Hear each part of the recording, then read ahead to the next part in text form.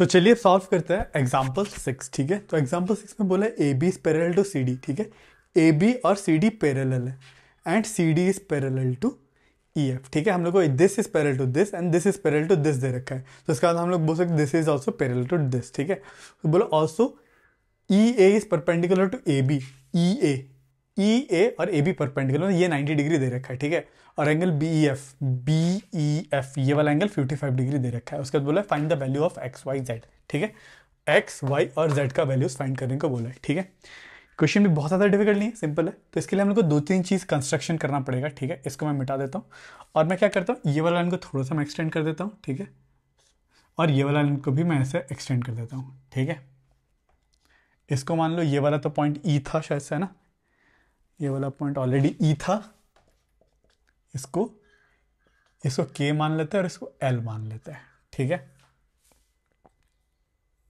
ठीक है, अब देखो, अब हम लोग को फाइंड करना है। ठीक है, अब हम लोग को ये तीनों एंगल फाइंड करना। अब देखो, ये तीनों लाइन पैरेलल है। ठीक है, और इसमें ये वाला लाइन ट्रैवर्स कर रहा है, तो एंगल एक्स और angle Y will be equal to, और एक यहाँ पे भी ये वाला एंगल। ठीक है, एक्स वाई और इसको मान लो पी, ये वाला होल एंगल पी मान लो। ठीक है, this P angle X is angle equals to angle Y. नहीं, उससे पहले तो हम लोग को सबसे पहले ये करना पड़ेगा A B parallel to C D और C D parallel to E F. इसका मतलब ये बोल सकते हैं A B is also parallel to E F, sorry E था। ठीक है, E F.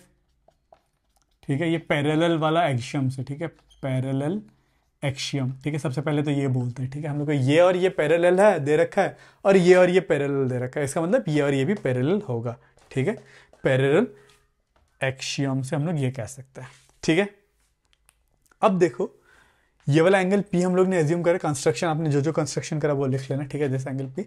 So now we can also say that angle X equals to angle Y, ये एंगल नहीं लिखता है, इक्वल्स टू एंगल पी। ठीक है, इक्वल्स टू पी, क्यों, करस्पॉन्डिंग एंगल्स।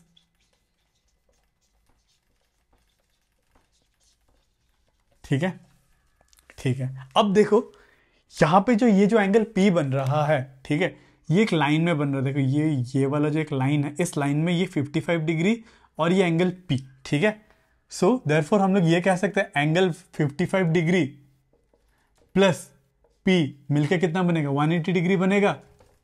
लीनियर एक्सियम, जो सीखा था उससे हम लोग कह सकते हैं, क्योंकि ये एक लाइन है, इसमें एक रे जा रहा है, तो दोनों एंगल का सम कितना बनेगा, 180 डिग्री। ठीक है, तो इससे आपको एंगल पी कितना मिलेगा, एंगल पी इक्वल्स टू कितना बनेगा, 125 डिग्री ना, हाँ 125 डिग्री। ठीक है, इससे अपने को मिला एंगल पी 125 डिग्री, और हम लोग को पता है एक्स और वाई पी के बराबर है, therefore X equals to Y equals to 125 degree. ठीक है, हम लोग को एक्स और वाई का वैल्यू मिला 125 डिग्री। ठीक है, क्लियर है। अब हम लोग को चाहिए एंगल जेड। ठीक है, अब एंगल जेड निकालने के लिए देखो, अब हम लोग फिर से मैं क्या यूज करूंगा। ठीक है, अब देखो ये वाला 3 लाइन पैरेलल है, और ये ए एल इसको ऐसे क्या कर रहा है, ट्रैवर्स कर रहा है। ठीक है, जैसे कि ये तीनों लाइन, मान लो ये एक लाइन है, ये लाइन है, ये लाइन है, और ये लाइन इसको ट्रैवर्स कर रहा है। अरे ब्लैक इंक खत्म हो रहा है। ठीक है, इसने ये वाला लाइन इसको ट्रैवर्स करा, ऐसा कुछ। ठीक है, तो ये वाला एंगल मतलब this angle will be equals to this angle will be equals to this angle. ठीक है, और ये ऑलरेडी एक 90 डिग्री दे रखा, मतलब ये तीनों एंगल ही क्या है, 90 डिग्री। ये वाला भी 90 डिग्री, ये वाला भी 90 डिग्री, ये वाला भी 90 डिग्री। इसका मतलब ये 90, ये भी 90 और ये भी 90। ठीक है, ये वाला। ठीक है, अब ये 90 तो ये भी 90 बनेगा। ठीक है, वो 90 है तो ये भी 90, क्योंकि ये एक लाइन है, ये एक रे ऐसे जा रहा है। ठीक है, तो इन दोनों का सामी मिला के कितना होना चाहिए, 180 डिग्री होना चाहिए। तो दिस प्लस दिस इज 180, ये ऑलरेडी 90 है तो ये भी 90 बनेगा। ठीक है, आई होप आपको ये क्लियर हो गया कि ये 90 क्यों बनेगा। ठीक है, इसको आप लिखेंगे कैसे वो समझते हैं। ठीक है, इसको मिटा देता हूं।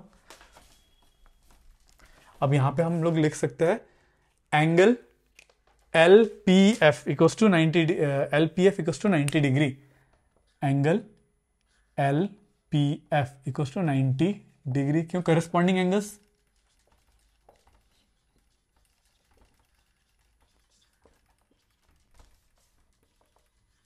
ठीक है, करस्पॉन्डिंग एंगल्स की वजह से एल पी एफ 90 डिग्री है, क्योंकि ये 90 डिग्री है, ये 90 डिग्री और ये 90 डिग्री, ये 90 डिग्री गिवन है और ये तीनों इक्वल है, तो ये भी 90 डिग्री।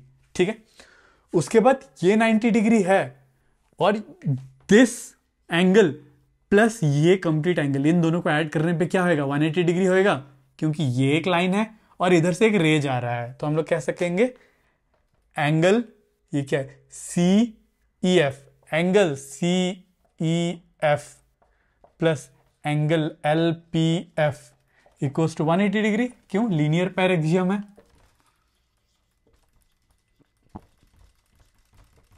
ठीक है, ये एंगल और ये एंगल मिलकर क्या बनेगा, 180 डिग्री, लीनियर पैर एक्सियम। और हम लोग ने अभी निकाला ये 90 डिग्री है, तो angle C E F plus 90 degree equals to 180 degree. ठीक है, देयरफॉर हम लोग को ये वाला एंगल क्या मिला, एंगल सी ई एफ क्या मिला, 90 डिग्री। ठीक है, तो हम लोग को ये वाला पूरा एंगल क्या मिला, 90 डिग्री मिला। ठीक है, अब ये पूरा एंगल मिला और हम लोग को ये पता है ये वाला एंगल 55 है और ये वाला z है, तो इसका मतलब क्या है, एंगल z प्लस एंगल 55 क्या है, 90 degree. Therefore angle z plus 55 इनका सम कितना है, is equal to total angle जो कि 90 डिग्री। ठीक है, देयरफॉर एंगल z का वैल्यू कितना आएगा, 90 माइनस 55 जो कि 35 डिग्री। ठीक है, आई होप आपको ये क्वेश्चन क्लियर है, विजिबल तो है ना सब कुछ। अरे सॉरी, थोड़ा सा विजिबल नहीं था, तो मैं इस चीज़ को थोड़ा सा ऊपर उठा के इधर पे लिख लेता हूँ। ठीक है, सेम चीज़ को अब, ठीक है, नीचे में विजिबल नहीं था, तो मैंने क्या लिखा, एंगल z प्लस 55 डिग्री, मतलब एंगल z प्लस 55 डिग्री मिला के कितना बन रहा है, टोटल 90 डिग्री बन रहा है ना, एंगल सी एफ ये टोटल 90 डिग्री बन रहा है, इक्वल्स टू 90 डिग्री। ठीक है, तो इसी से हम लोग को एंगल z कितना मिला, 90 माइनस 55 जो कि 35 डिग्री। ठीक है, अब विजिबल है। चलो, आई होप आपको ये क्वेश्चन भी क्लियर है।